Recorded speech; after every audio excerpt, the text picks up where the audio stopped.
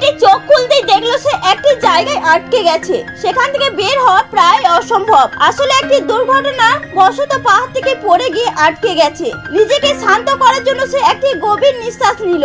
তারপর সে নিজের জুতো খুলে নিচে ফেললো। 8 সেকেন্ড পর সে জুতোটা পড়ে যাওয়ার শব্দ শুনতে পেল। মহিলাটি সাহায্যের জন্য চিৎকার করতে লাগলো, কিন্তু সে বুঝতে পারলো এখানে কেউ নেই। জীবনের ঝুঁকি নিয়ে লোহার সরু রাস্তা দিয়ে পেরিয়ে আসতে হবে।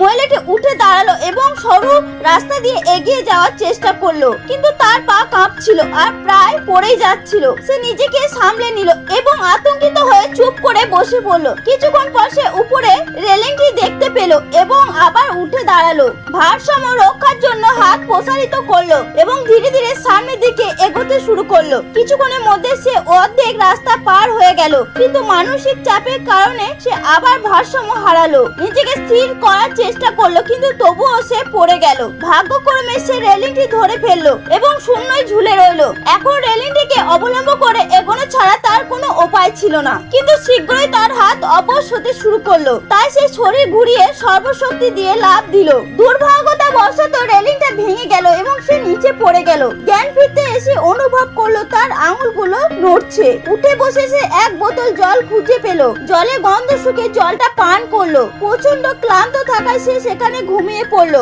সকালে ঘুম থেকে উঠে সে উপরে ওঠার পথ খুঁজতে লাগলো। আবর্জনায় পড়ে থাকা একটি জাল এবং কাঠ খুঁজে বের করলো। তারপর একসাথে বেঁধে দিয়ে রেলিং এর ওপর ছুঁয়ে দিল। তারপর সেটার সাহায্যে সে উপরে উঠতে লাগলো এবং রেলিং এর প্রথম ধাপে পৌঁছালো। তাকে দেওয়ালের সাথে চেপে ধরে সাবধানে এগোতে হচ্ছিল। সামান্য ভুলে তাকে নিচে ফেলে দিতে পারতো। রেলিং এর কাছে পৌঁছে সে লাফ দিয়ে দ্বিতীয় ধাপে উঠে পড়লো। কিছুক্ষণ বিশ্রাম নিয়ে সে আবার উঠতে শুরু করলো। সকাল থেকে রাত পর্যন্ত সংঘর্ষ করার পর অবশেষে সর্ব অংশে পৌঁছালো, কিন্তু তখনই সে ক্লান্ত হয়ে পড়েছিল।